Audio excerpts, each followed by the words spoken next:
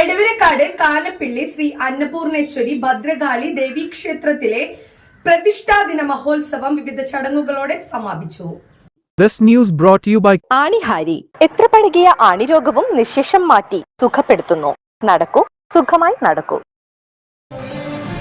എടവനക്കാട് കാനപ്പിള്ളി ശ്രീ അന്നപൂർണേശ്വരി ഭദ്രകാളി ക്ഷേത്രത്തിലെ പ്രതിഷ്ഠാദിന മഹോത്സവം സമാപിച്ചു. കൊടുങ്ങല്ലൂർ സന്തോഷ് തന്ത്രികളുടെയും മേൽശാന്തി ശ്യാം ശാന്തിയുടെയും നേതൃത്വത്തിലായിരുന്നു ചടങ്ങുകൾ നടന്നത്.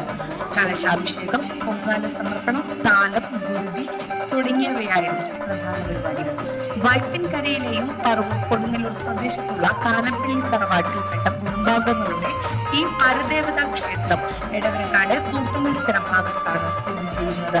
80 വർഷത്തിൽ കൂടുതൽ പഴക്കമുള്ള ഈ ക്ഷേത്രത്തിൽ തൊഴാനും ചില ചിട്ടകളുണ്ട്. ആദ്യം അന്നപൂർണേശ്വരി, പിന്നീട് ഭദ്രകാളി, ഗുരുനാഥൻ, ശ്രീ മുത്തപ്പൻ, വിഷ്ണുമായ, കരിങ്കുട്ടി, കാപ്പിരി, അറുകൊല, കുറുമ്പ ഭഗവതി എന്നിങ്ങനെ. ഉത്സവത്തിന് 10 ദിവസം മുൻപ് ക്ഷേത്രത്തിലെ ഉപദേവതമാർക്ക് അരിപ്പൊടി കലശം നിവേദിക്കുന്നത് ഉത്സവത്തിന്റെ ഭാഗമായി നടന്നു വരുന്നു. അതിനുശേഷം ഉത്സവം കഴിയും വരെ കുടുംബാംഗങ്ങൾ നോമ്പെടുക്കുന്നത് ചിട്ടയുടെ ഭാഗമാണ്.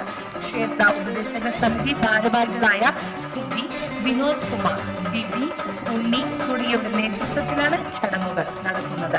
ന്യൂസ് ഡെസ്ക്, നാട്ടുവാർത്ത, എടവനക്കാട്.